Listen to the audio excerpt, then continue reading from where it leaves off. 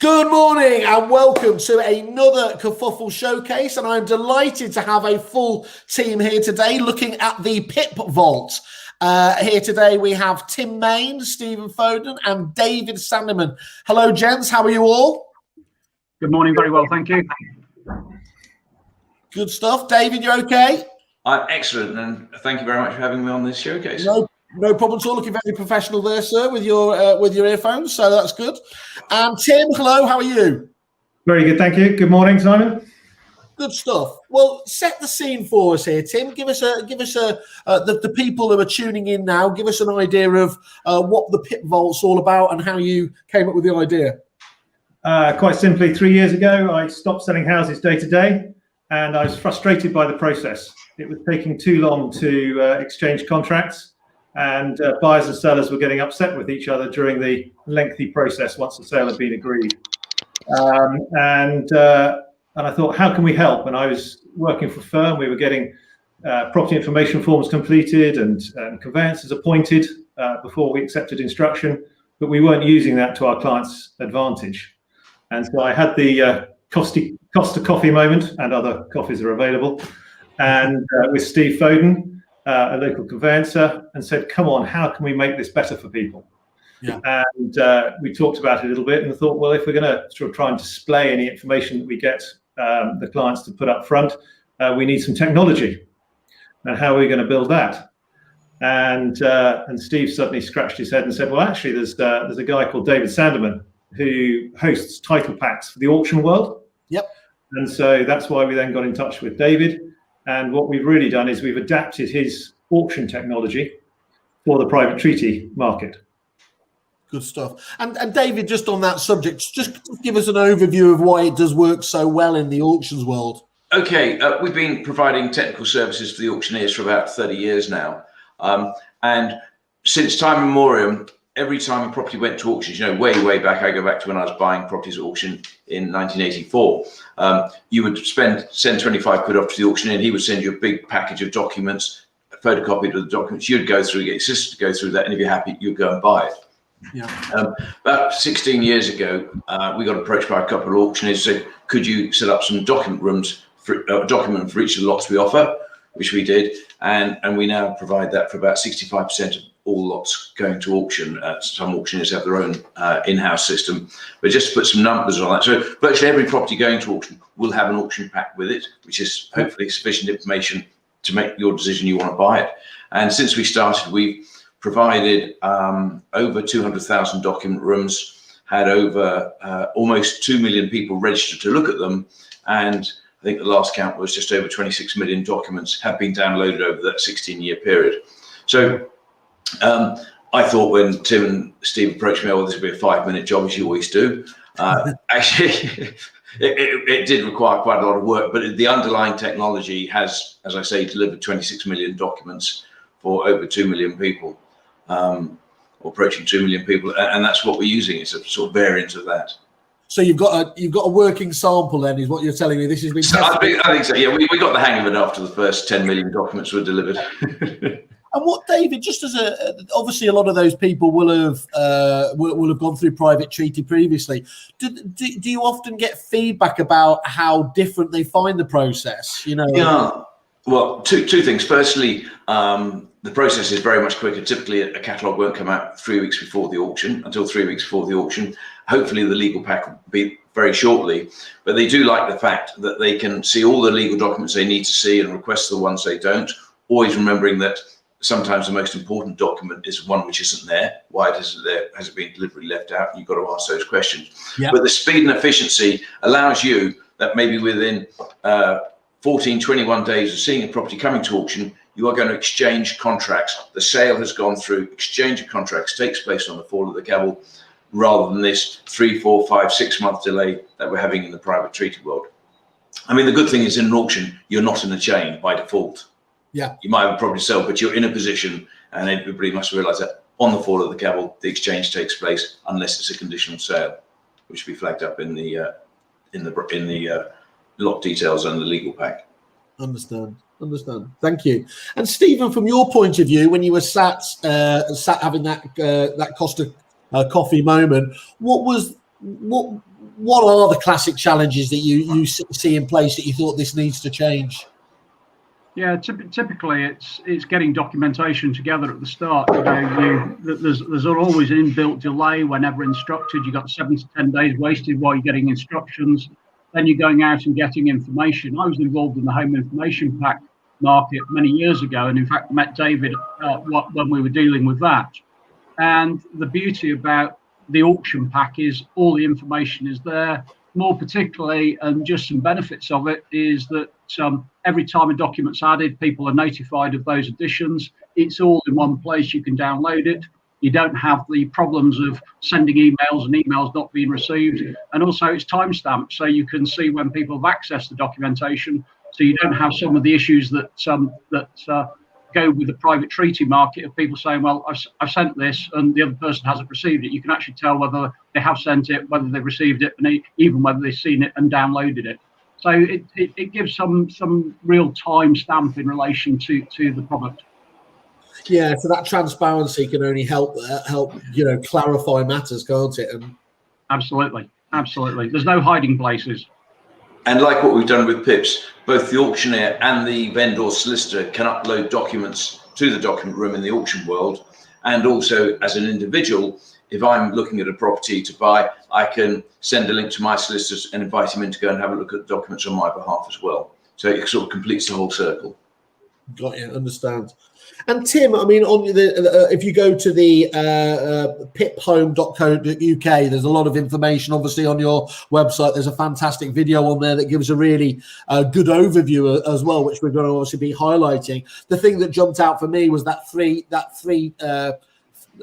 three-point message, that the element that you're trying to get across helps you win more instructions, have a significantly quicker exchanges, and far less fall throughs. I mean, those are obviously three fantastic taglines to have. Just talk us through those. When I first started discussing this with agents, one agent said to me, quicker exchange would be great, but I've taken the pain in the cash flow to some extent, and so it'll be a one-off windfall if exchanges come in a bit. But he was more excited on his bottom line for the reducing the fall throughs. Yeah. And so why do we think fall throughs should reduce? The simple thing is, quicker exchanges. The longer a property takes to exchange, we know it takes longer more likely to fall through.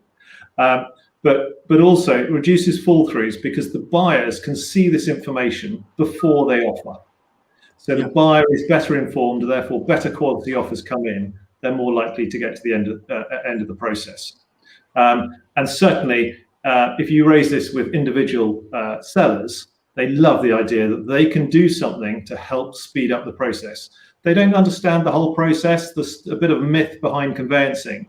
But if you talk to any of them and say, you can complete these forms early, you can go and find in your attic your damp-proof guarantee, and you can put it in a site where everyone can then find it. They love the idea that they can do something straight away to help their sale.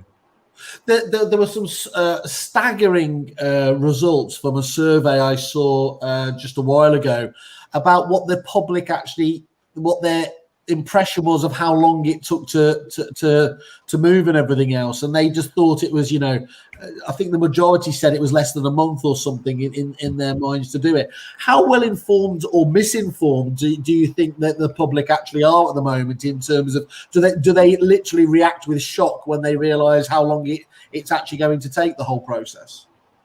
I think there's often disappointment. I don't think anyone expects it to be done the same day. Apart from, there was a lovely story of someone who went into a London agent. A younger generation went in, saw a flat they liked, went and viewed it, offered on it at lunchtime, and rang up that afternoon to say that they hadn't heard any feedback, or the offer was accepted at lunchtime. Haven't heard anything about the thing. Is it ready to sign yet? So. I think the expectations of the younger generation who are used to instant access on the internet is going to sort of slowly change the whole marketplace. They're all waiting for the Uber to arrive in the next 3 minutes, aren't they? And that's as so often we are unfairly judged against other industries and services, aren't we? That's right. And I don't think instant exchange would be right for the marketplace, but I think somewhere in the few weeks would be right to exchange, and completion. I personally would actually prefer to see slightly longer completions than the average week nowadays, because it doesn't give you much time to pack the house up and make arrangements. But an overall process of a few months, I think, should be the target, rather than the many months that it is now. Good stuff. Okay, and what do give us the feedback again from the buyer's point of view? What's their feedback on the whole process? They just like being better informed. That's right. I mean, as an estate agent, some of the words you hate to hear is, "Oh, we're pulling out. If only we'd known, that there was a covenant, or there was a footpath across the back garden," or those sort of very basic details, which possibly the estate agents' details don't include. But if the buyers can see that sort of information, they know what they're buying more. Simon, I'm sure you're a trader of cars, and you like your classic cars and things. You're not going to buy a second-hand car without looking at the logbook, are you? You're going to see the information about it before you even start mentioning a price to buy it at. But a house, you go and negotiate the price down to the last penny, then you go and find out what you're buying. Yes, it seems a bit backwards. So all we're trying to do is, and we're not putting any information in the PIP vault at the moment, we're just providing a data room. Ed Mead, who might join us in a minute, he calls it a bucket. Just think of it as a simple bucket, and the seller, the estate agent, and the conveyancer can put information in there. And as Stephen said, everyone's updated as to the latest documents and that sort of thing once they've seen it once. But they put that information in, and the buyers, through a link that the estate agent can put in their details or on their website whenever they advertise the property, can go and see that information. Just talk us through as well what the actual process is from the agent's point of view, actually getting this all set up. Is it easy, first of all, onboarding with you, and then the individual setting up for the individual sale? Talk us through that, the actual the kind of operational side of things. We very much structured this to be driven by the estate agent, because I believe the agent is the energy in the deal and still has the control of it and the drive to make some of these deals happen. So agents can go to our homepage, www.piphome.co.uk, and from there they can register, which is a simple form to complete. And then when that registration process is completed, which is uploading their logo and a few contact details, that sort of thing, once that's complete, they can then open a PIP vault for every property they bring to the market directly from their account there. Okay. And how do you advise agents to sell this to their own clients? Do you give them advice in terms of how best to structure that conversation, or are they left to kind of sort out the best messaging themselves? We've got various videos that they can send to the seller or point the seller to, but it's quite a simple thing, saying, we're opening this for you. There's not a big cost involved. It's a success-only fee that we charge the estate agent. But when they're talking to their seller, it's quite simple, saying, if we open this for you, you'll get an invitation to access it. We then send the seller their legal forms, their TA6 form, or whichever form they want to use at that stage, so they can start completing that on day one of marketing when the estate agent opens the PIP vault, rather than the current process. They'd only start doing that once the sale's agreed, once they'd appointed a conveyancer, then they'd get the legal form to complete. And so we're trying to bring that part of the process right to the beginning. Okay. And David, from your point of view, what would you be saying to traditional agents about the PIP vault now? Why they should be looking at this? Well, firstly, I've seen the without legal documents up front, properties would not exchange at auction. That's the first point. Some of the comments I've had from estate agents when I've been talking to them, in the pub or whatever, say, well, my buyers wouldn't have the nous to know how to read an office copy entry or release or things like that. They might not. But I think every single buyer could read a fixtures and fittings form to see whether the bench in the garden's coming with it. They could read the TA6 and see whether there's been a neighbour's dispute. They might even be able to look at a lease plan which will outline the garden. And at least they're engaged with understanding what they're buying, rather than just glibly relying on the pictures on the website and a brief description. There's a lot of underlying stuff which, when it comes out in the wash, causes deals to fall out of bed and had it been addressed from day one, said this is what you're buying, and explained, then I think we'd have a lot more properties going through quicker and a lot less time to achieve that. It's the information there. So buyers will all get some degree of value out of the documents they can see. When they might wonder when a boiler was last serviced, well, that document could be in there. Was it properly installed and signed off? All those things they need to know about, because when they have a survey done, the surveyor may well be asking that. Looks like we've had a new boiler. Check it. I've already checked that. Yeah, that's a week saved. That's all these little bits of time is what's going to bring it down to maybe a month, 6 weeks exchange, rather than, oh, we're waiting for the gas certificate. It's been on the market for 8 weeks. Somebody's asked for it. The plumber's not around and can't provide it, and then you're scrapping around with the gas safe registry trying to get a replacement document, which is just a proof of 60 quid's worth of work was done, and it's holding up not just your transaction but everyone above and below. It's as simple as that. Having a mindset to get these documents up front will take so much stress and strain that Steve spends a huge amount of his time chasing documents. Well, yeah. This is what the PIP will do. Do you have documents? Listen, and just start putting them in. The moment you sign on the dotted line, I would be filling out the TA6, fixtures and fittings, and getting all the easy documents, the guarantees. Simon, I can endorse that, because I've been operating PIP within the business of our conveyancing practice here, and particularly buyers are seeing documentation ahead of when their own solicitors, conveyancers are even opening up the documentation, and actually it's putting them in an informed position in terms of what they're seeing and the questions they ask and the issues that they want to raise with their own solicitors. I've got one particularly at the moment where there's a lease and there's an issue about whether they want a dog in there or not. Well, normally they'd only raise that particular point once the solicitor reported to them at the point of exchange of contracts on the lease documentation.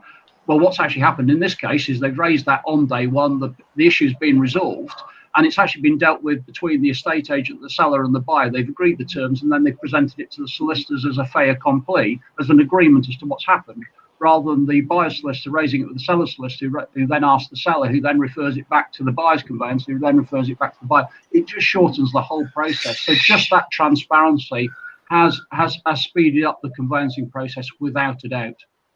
And that's really important, isn't it? And I think a lot of people have been talking about the huge stress that conveyancers have been under, obviously, this year, haven't they? And are never more so, obviously, in this run-up to the stamp duty deadline and everything else there. Does this?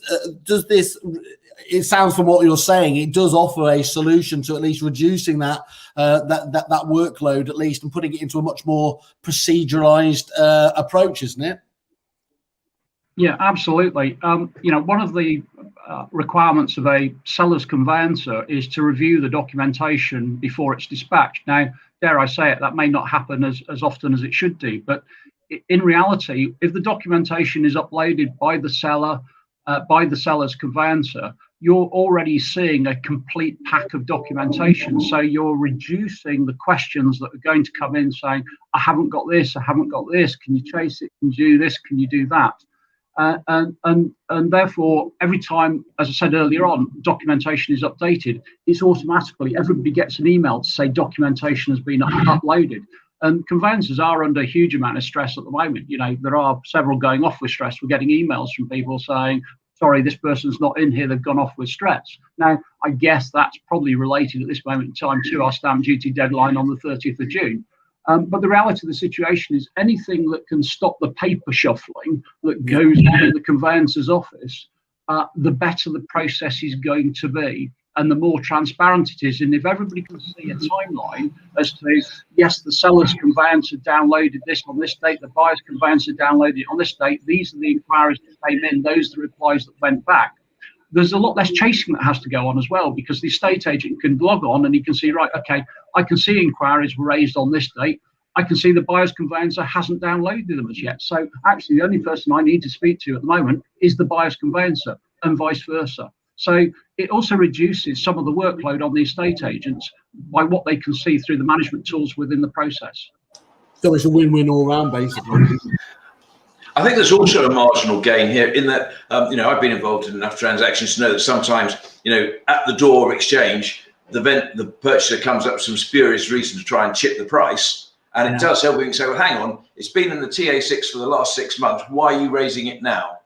And you can put some moral pressure on them to say, don't try this trick at this late stage, because they generally had the ability to see it and they may well have inspected that document. And that will happen in some cases. That's a vital point, isn't it, David? That's a really, really important one. I can well imagine, actually, as people sort of educate the buyers and sellers that is the case as well. Just to make sure that there isn't any of that last minute chipping. Yeah, I mean, go back to cars. I don't think there's anybody who would go to a car dealer, make an offer on a car, and then say, okay, can I now see the HPI register and the logbook and the service history? No, you look at that on the bonnet of the car. It's HPI clear. It's full of stamped history. That's what I'm buying. I understand it. Why in the property world we do it the other way around, where we can see the bricks and mortar and the colour of the wallpaper in the drawing room, but we can't see the underlying invisibles, which can really scupper a deal. And it only happens when it's several weeks, months down the line.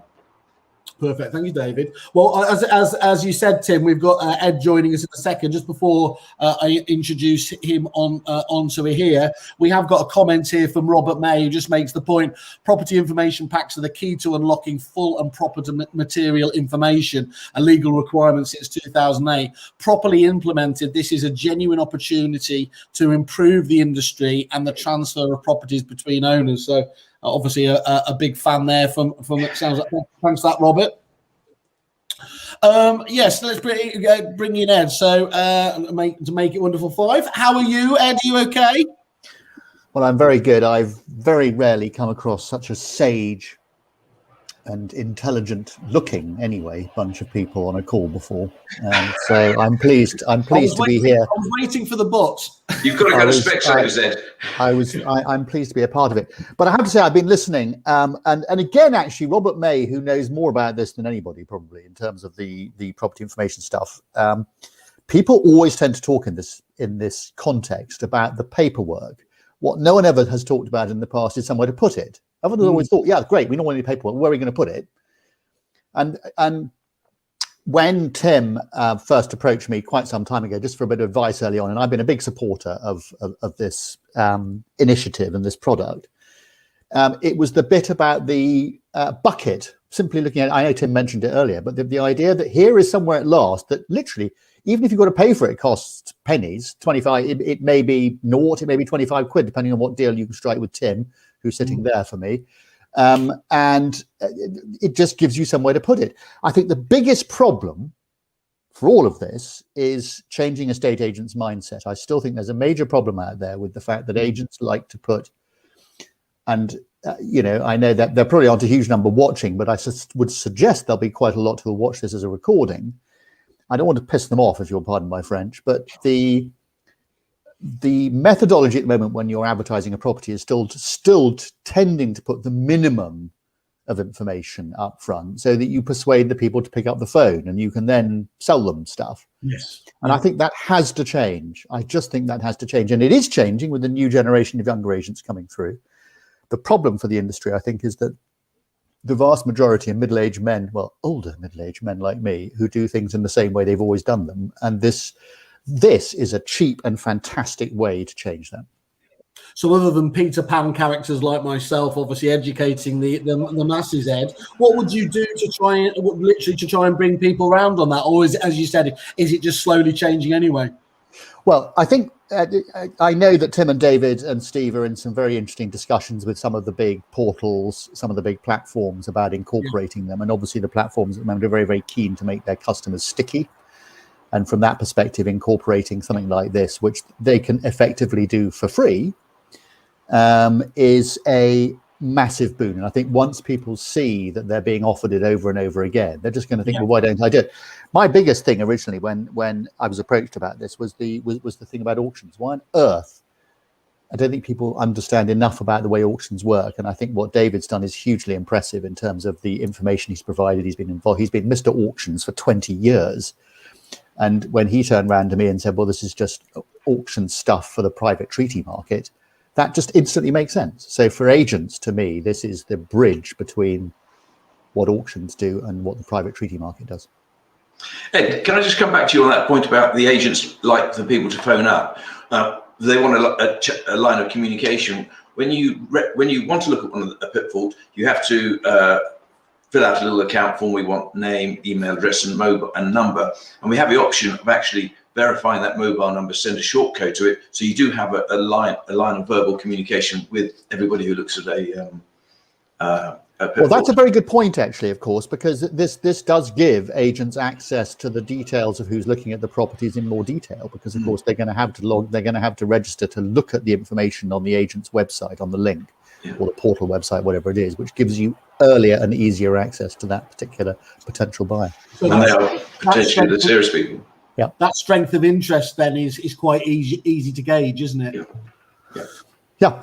And I think I would suggest that makes it a better tool. I mean, as an agent for the thick end of 40 years, the biggest problem was always, I remember at Douglas and Gordon, we had a thing called My Property Tracker. We were one of the earliest people that put a thing in there that said, this is what viewing you've had, this is whatever. In other words, we were brutally honest. And actually, we ended up losing a few instructions because we were so honest.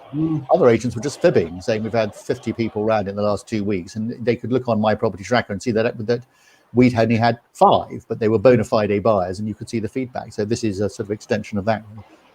But ultimately, Ed, there, what that is that's the market giving honest feedback, isn't it? There is no point bluffing. Ultimately, in the long run, is there? If they've either got the price wrong, or the photos are wrong, or whatever it is about the way it's being presented at the moment, ultimately being blind to that helps no one. No, and I mean, it's, I don't want to denigrate my own industry. I really don't. But I think that the approach till now has been pretty blunt. And I think that the fact that you can buy a property at auction on the fall of a gavel, having received the paperwork a few days before, means it should be possible in the private treaty market. It's just putting the technology together. Why the hell hasn't this happened before? And as I said, I've spoken to Tim and David and Stephen a bit over the last few months, and I still get angry with Tim occasionally because he bangs on about paperwork, and I keep saying stop talking about paperwork and talk about the actual receptacle, the bucket, because we all know the paperwork's necessary, but no one else does this bucket, and I think that's what's so important. Sorry, Tim. And there's 2 aspects to that bucket as well, isn't it? On that withdrawal rate element as well. We work so hard to get this stuff in at the top end of the bucket, and then it all just leaks out of the bottom. Josh Fegan always makes the point. I know he's got into businesses before now, and they've got him in on prospecting training courses for his teams, and then he's delved into their withdrawal numbers and said, "What am I bothering for? Solve that before you even start worrying about this top end of the stuff." Absolutely, keep the funnel narrower and make sure that the people who are in it stay there. And Robert jumps in here to make the point as well. Show agents how to lift their conversion rates from 50 to 70%, and you'll get their attention. Well, that's absolutely on the money there. Sorry, David, I just jumped in. One way the auctioneers are using the knowledge as to who's looked at what is all the auctions are effectively online now, and you have to register to bid. And so we got auctions happening every day. We host quite a few of them. And an auctioneer can see, as the lot comes up, he can see who's registered to bid, and he also got a record to how many documents they've looked at. Did they actually open them and download them? And it's a correlation between those who are serious bidders and those who've actually looked in the looked at the documents. And it'd be the same for an estate agent. He's got a couple of people vying for the property. It's competitive. Well, the one who's studied the documents may well be a better bet than the one who hasn't, and can advise his client, his vendor, on that point. And and essentially that is showing the strength of interest there. And in Australia, I know the underbidders are the very next people you go to, aren't they? In terms of if you haven't managed to satisfy them at that particular one, will you work through those underbidders or those that have the strength of interest as the next most potential buyers, don't you?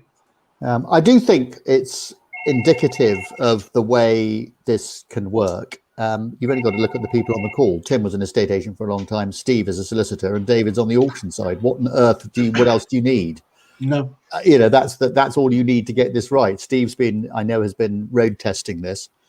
And would it be fair to say, Steve, that it's made your life easier? Yeah, absolutely, without a shadow.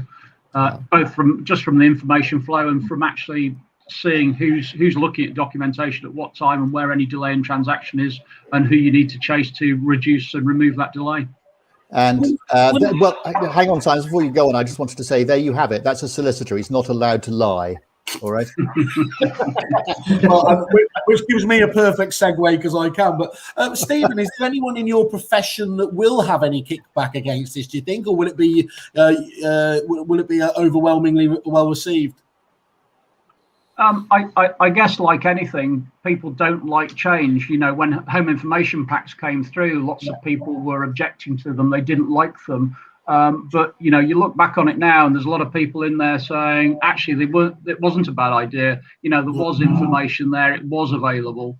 But those people who basically don't want to get the job done are quite happy to stay in their old ways, let transactions take as long as they can. You know, the whole conveyancing process is a reactive process. A piece of paper lands on your desk, you deal with it. You know, this makes it proactive. You get out there, you can see what's going on. People can chase where delays are. They can sort things out. Information is put in there up front. It's not a case of I'm sending paperwork out to the seller's then returning it. I'm sending it to the buyer, they're then returning it. You know, it's instantaneous. It's there. It's done. And then people can deal with that as quickly or as slowly as they want to. So yeah, there will be some objection to it for sure because it's change and nobody likes change. Is that mindset? Yeah, absolutely. You know, I'm 58 now. You know, the reality. Simon, what did you say earlier on? Sorry, was that you, Tim? Sorry, I'm not sure who that was. Don't think so. I think Simon, we've been hacked, one thing we didn't point out earlier on. I think we've been hacked, Simon. The reality of the situation is if somebody of my age is prepared to say, right, this is the way to do it, this is how we can progress, you know, it's a further development from where home information packs were. You know, there's a willingness. If you read, you know, you speak to industry at the moment throughout solicitors, agents, they want to change. There is a willingness to change, and now's the time to grasp it and get on with it. Where did HIPs go? Government abolished them. There was too much pressure from various interested groups in terms of protecting their monopoly, I think, to a certain degree. And, you know, political pressure got the better of it and Labour government abolished it at the time. But, you know, there was a lot of good stuff left over from that. Everything wasn't perfect for sure. But, you know, it was a good attempt. And, you know, this is really where the industry now, you know, 15, 20 years later is saying, actually, it wasn't so bad. We do need this information. Let's get it. And, you know, 15, 20 years later on, there's a lot more information that's available on the net that can be downloaded. Searches are coming back a whole heap quicker. You know, if I do a search today, you know, I'll get the majority of the searches back within an hour. You know, local searches, which are taking 28 more time, some are coming back within 7 days. Okay, some are taking longer, but everything is moving towards speeding up that process. Thanks, Stephen. And once you've got this, I think Steve. Sorry, just to say, Steve might have a good knowledge of all this and not lie, but he needs to be on mute, I think, because his sound system is clearly crap. There we go. Well done, Stephen. Yeah, Simon, one thing we didn't cover earlier on is agents invite the conveyancers in. So we don't have a panel or whatever. We encourage agents to use their existing contacts wherever they are to use the system. So it's available to everyone. We don't restrict to panels and things. That's good. And that once you've got that link, Tim, just talk us through. So you can put it on the website, you can put it in brochures. I mean, essentially, anywhere digitally, essentially, you can have that link back to it, I assume. That's right. Yeah, it's open. I mean, it's open to agents' imagination there, where they can put it there afterwards. So we're obviously hoping it will be able to get uploaded to the portals, but certainly, emails to viewings should always check that they've seen that information in my book, so that anyone viewing the property has seen that information before they actually go round. And certainly, my old and mob. Certainly, I can. I was just going to say, my old mob at Repeat, there was certainly I can vouch. There was a URL link. You could put you could essentially use this for the PIP Vault itself, and I'm sure many of the other CRMs have that already, that capability already, don't they? Exactly where we're looking to work at the moment. Yeah. Okay. That's good.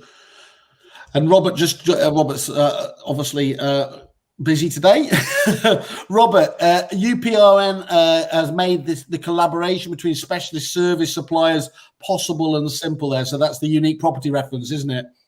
Well, I think it has made a big difference, actually, because one of the things we've been doing at Viewber is that every person each of our viewers that goes to do a viewing on report actually gets us, at the moment, they get a SPRIFT report available to look at everything, which obviously does quite a lot of the stuff which would be useful and would go into a PIP vault. And that has been made so much easier by having the UPRNs. It's made such a difference being able to have one reference which tells you exactly which property it is, particularly with so much new build stuff coming up. I mean, you know, that's clearly a big advantage. Yeah, that's helpful. So given, I mean, this just seems like such an obvious no-brainer. What am I missing? What are apart from that mindset challenge here, what do you feel Tim is going to be, or anyone here, what do you think is going to be the main challenge for getting this out there? It's the status quo. We certainly agree with you generally that, yeah, it's change. It's just slowly getting people to change their habits. And getting the vendor from day one to buy into the fact that he's instructed the agent, or even before he instructs the agent, when he's thinking about it, just get the documentation out. He's missing forms, get those in, start on the TA6 and the fixtures and fittings, and maybe consider putting a search in the pack as well. All the things which delay it down the road once the offer's been accepted. Take the uncertainty out of it. For the estate agents watching this, of course, what they always want to do when they're sitting on the sofa and trying to win business is to differentiate themselves from their competition. Yeah. And if you can sit on the sofa and say, here's something I'm going to give you, it's free, I can give it to you right now. You can start putting your white goods guarantees, you can start putting your garden guarantees, your damp proof guarantees in it straight away. Buyers will be better informed. I bet none of the other agents you're talking to are going to offer you that. What do you think of that? They're going to go, well, it's a simple +1 and it's free. So it's a very good way, I think, to differentiate yourself from the opposition as an estate agent. I think that's one thing. But as I think I said earlier, I do think, like with anything, like we've been doing with Viewber, anything you want to do, you have to try and get on with the platforms. You know, your old mob, however difficult it can sometimes be to get with them, and the other CRM systems. It's a very, very difficult thing because you're talking to about 50 or 60 of them. But I think the biggest argument or the biggest difficulty with any tech, whether it's good, bad, or indifferent, is getting the agents to change and to try it. As far as I can see, this is a no-brainer. So I rather agree with you. You make the spot on point there. As an early adopter, just to have that point of difference, though, you're always looking to stand out from the crowd, aren't you? So why would you not go for something like this to make that point? Yeah. So Tim, talk us through again, just in terms of the commercials, where you're at the moment and where it will be going forwards. Basically, we've said that any PIP vault opened by the end of September this year is free for its life. And our model is very much based on success thereafterwards anyway. So that if a property is withdrawn or doesn't sell for some reason, there's no charge. We charge on a successful exchange, and the current price is £25 plus VAT to the agent on a success. Excellent. Thanks for clarifying that. And just on a sort of procedural point there, Tim, how do they know they're looking at the latest documents? Well, every document has a date alongside it saying who's updated it. So there's absolute clarity as to where the information's come from. But then if a document is amended or changed, anyone who's been in to see that and the agent and the solicitors involved are notified that there is a new document there. So everyone is kept absolutely updated that if there is a change to the documents, they receive an email with a link to that document. So they don't actually have to come to the site to see that document. They can, through their password, just download that document, the refreshed document immediately. So where do you hope this is going to go, apart from obviously across the entire industry? How do you see this developing over the course of the next year or so? Well, I think I'm talking to logbook companies as well, and there's no doubt about it. There's a huge push to start to get this information going forwards and things. And I think as buyers start to hear about it as well, they'll be asking to see this information as much as sellers wanting to give it and put it forward. So we certainly anticipate significant increase in numbers over the next 2 years. Excellent. Okay. So critically, the main takeaways I'm looking at this in terms of there. First of all, it's based on obviously the tried and tested. David's been doing this for the best part of decades, as you said, with millions and millions of these documents having already been done. So there is that slight conceptual thing, but it's actually proven to work. Is the main element. It's incredibly simple to use. From what you were telling us about that. Can only help with quicker exchanges and that critical point of fewer fall throughs. So you've got a nice triple whammy there, haven't you? Which is always nice to see. We certainly believe so, and the feedback from those agents using it absolutely correlates with that. And where are you up to just in terms of, Tim, in terms of, is it out being used in the wild now? Is it literally just coming off the shelf now for estate agents? No, we launched at the end of last year, and any agent can go to our website and register directly there, or contact us directly, whichever they prefer. But it's live and there and ready to be used. Excellent. Okay, so guys, just closing statements here then. So if I could just ask each of you the point about, again, why you feel that this is important. Stephen, from your point of view, would you just summarise again from the conveyancing point of view? Yeah, the documentation is held in one place, downloadable, updatable, transparent, available to all parties, and everybody has clarity and certainty of what they're seeing. Superb and succinct. I like that. David, from your point of view? Well, having monitored and reported on virtually every auction for the last 30 years, all those sales have taken place with the background of the documents required for the sale to take place being in place prior. It just works in the auction industry, and it will work very, very well in the private treaty market as well, and is working well now. Thank you, David. Thank you. Ed, from your point of view? You're just on mute, I think. Quite right. It's just cheap and it's a differentiator. So from that perspective, that's why I've been giving these guys a bit of help. I think it's a game changer. Very simple. Like the best things in life, it's always simple. Lovely. And I think just before I come back to you, Tim, I mean, obviously, again, always go and have a look at the landing pages. Have a look at PIP on kerfuffle.com. Have a look what their clients are saying about it, and it is 5-star rated. I love the. There's Mark Wigan here from Mark Wigan Estate Agents. Just simple and succinct again. What's not to like? I think we've said that a couple of times on here. Matthew Gardner, Leg from Hardingree.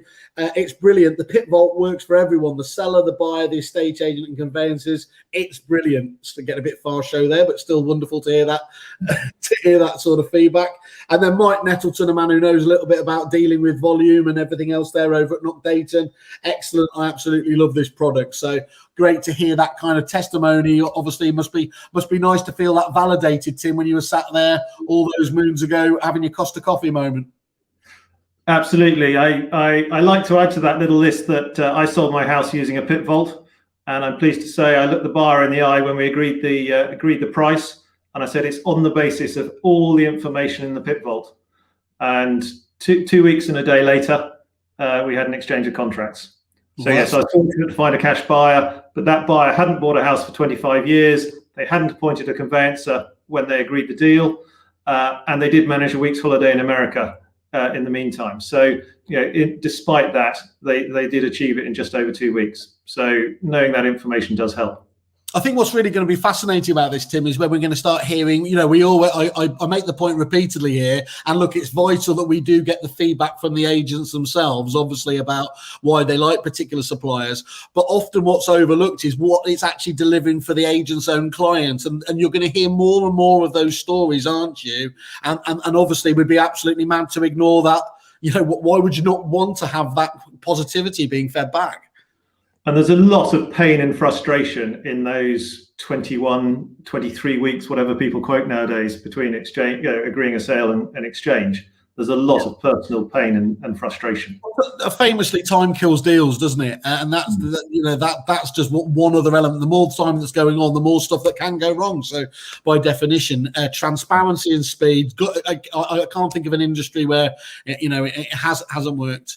I think I should say we've had 5 wonderful panelists here today, except I've included myself in there, which is a bit big-headed. But Robert May is the unofficial sixth one here, and he makes the point again, addresses the reason why a sale might fall through as early as possible. That's, absolutely spot on, and he certainly seems to have enjoyed it. We've loved having your feedback as well, Robert. Thank you for that. Brilliant podcast. Well done. Thank you. If that's all to be said, as I said, anyone can go to that landing page, and if you click I'm interested, contact you. We will, of course, pass on all your details to Tim, and he will pick up the conversation. For today, gentlemen, thank you so much for taking the time to educate us all here. Obviously, it'd be great to catch up in a few months, Tim, and see some of those real world stories again. We'll keep in touch. Thank you very much, Simon. Thanks a lot. So for today, just let me say thank you, Stephen, David, Ed, and Tim, and Robert himself. Thank you all, and have a good day. Thank you all. Thank you. Thank you very much. Thanks, Simon.